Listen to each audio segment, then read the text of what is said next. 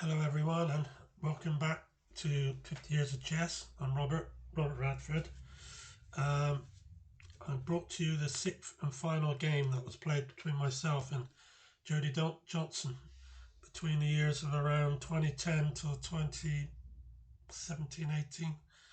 Uh, on average we played once a year, but sometimes it was two in 1 year and then hardly any in the next year. But this is the last game and I'm going to show you it. This game was played on the 4th of April 2012, and this wasn't actually the last game because they've all been out of sync, out of order, but it was just the last one I'm going to show you of the six. As I've told you a lot about Jody, you know a lot about him, and that he contacted me and asked if he could see some more games, which is why I put the six on. I'm open to request, I always am. If anybody has a game against anybody, if you recognise a game of yours against me on here, and maybe you want me to put a win on against me, if I can find one, I'll put it on for you. So I'm going to show you the game now. I was playing white, and it was a league game between who was it, between South Bristol and Clifton, I believe. Right, so, and it was a Division 2 match. Yeah, Division 2 match, I believe, or Division 1 match for the B teams. Right, here we go then. I started with D4 and Jody replied with B6, which was a surprise to me because I played D4, hoping he'd play F5 so I could play the Steinitz Gambit against him. I think it's Steinitz Gambit, whatever it's called. Anyway, oops. So I played E4, E6, Knight F3, Bishop B7, Bishop D3, Knight F6. So he's hitting that E-pawn twice, and I covered it with the Queen and the Bishop now. And he's played Bishop E7, very conservative. And I castled, Knight C6. So obviously Knight B4 is the move he would play if I didn't play A6. So I'll stop that. Now he's played D6. It's almost like a Sicilian, but without the C pawn on C5, or even exchanged. C4, castles, B5. So I'm really going after him aggressively. I want to take the game to him, and I found it's the best way to play against him. He's an aggressive attacking player, so if you play back in like manner, he's not able to do quite the damage he would do to you if you let him. I think this is what he liked about playing me. He said, I've always liked playing you. You're my favourite opponent, which I'm very flattered by. And I think he enjoyed the games, without any doubt. They were exciting games. So, H6, Knight C3, A5, B5, and that makes his knight go back to D7, which is a good square to put it on. H3, Knight D7, Bishop E3, Rook E8, D5. So I got into 5 before he could get in C5 at some point, and he played knight into C5, which is a good square to be on, and there was no way I was going to let him keep that knight in camp there. So I went bishop takes knight, B takes C5 knight, my knight, yeah, Rook D1. So I've got behind the bishop, but it's also, this is an X-ray attack on the queen. And I can win the queen with my rook. So knight to H2. Now this is a good move. His bishop is pretty much dead on B7. So he's brought it back into the game by playing it C8. That's a good move from Jody. Bishop back to C2. Stopping that A-pawn from moving on any further. This is interesting. I think he's going to move his knight and then push the F-pawn. But we'll see. Rook D3. I want to try and swing it across into the attack on his G7 pawn in a minute. It's gone knight h7, just as I thought he would. So I put f4 in before he could play f5, but he still played f5 anyway. So I took the pawn on d5, e5, sorry, I took the e5 pawn, and he played rook takes e5, queen to f2, f takes e, queen f7 check. He didn't worry about that. You could see he wasn't going anywhere, but I just want to get him over in the corner so that I might get something going later on. I might get a back rank mate. So now I've got to do something about this pawn attacking my rook. So I played rook e3, and he's brought his queen out to g5. And I played queen f4. Now I made a mistake here because I've allowed him to go bishop takes h3. It's not a mistake yet, but it will be, as you'll see. He played bishop to e7, and then I took the pawn with the rook. Now this was the mistake. I should have took it with the knight. It might be dangerous.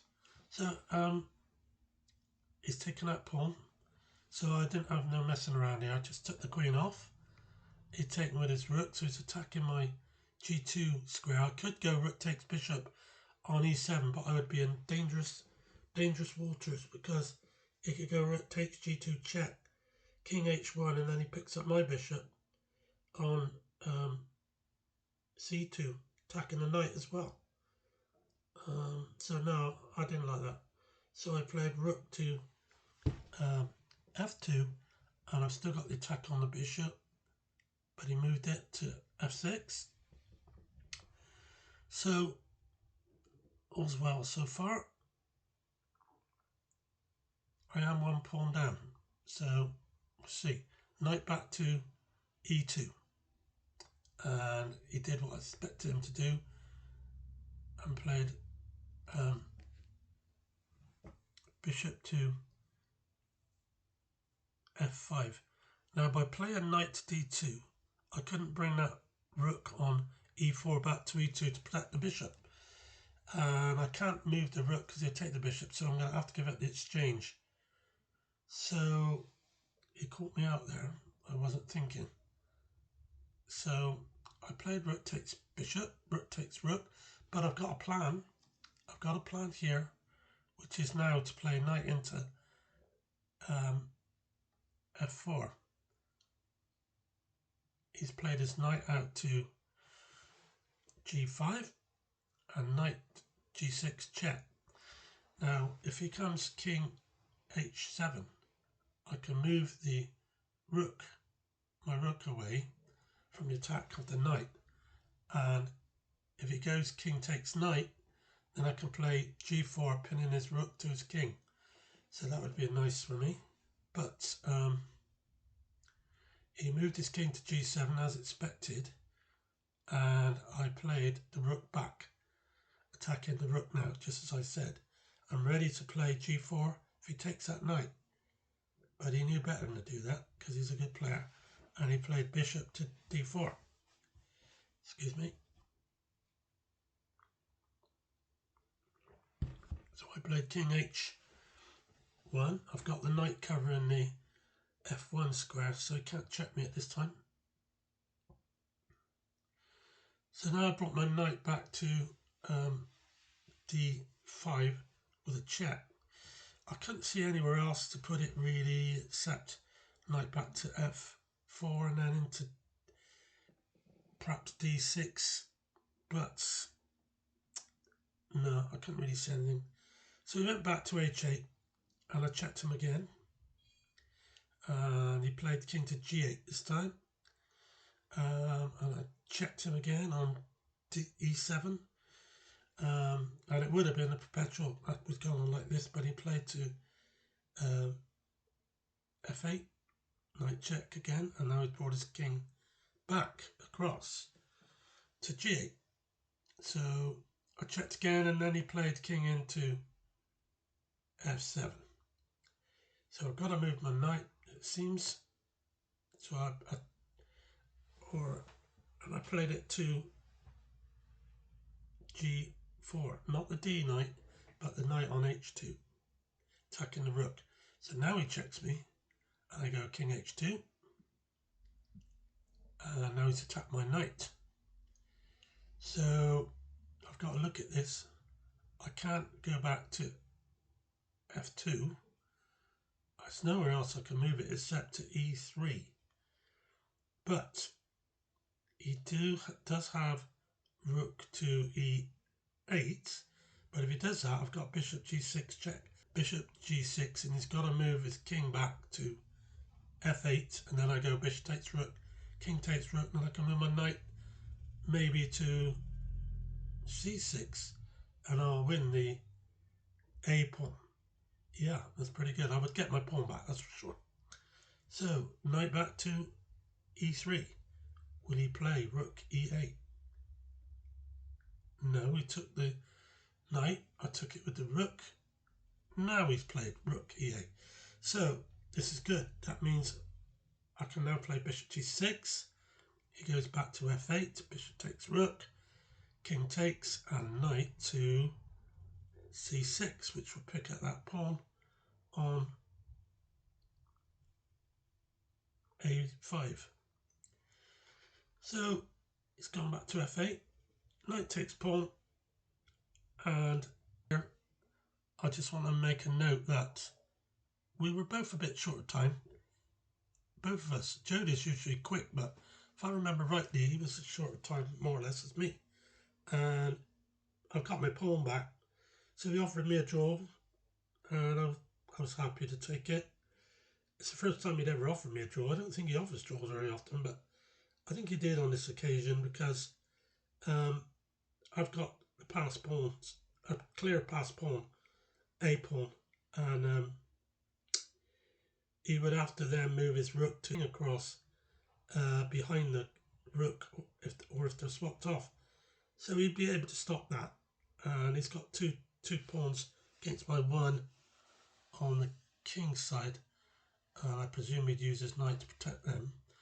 So I would say I'm winning this, actually, but I didn't have much time left, and I certainly didn't think I had enough time to win the game.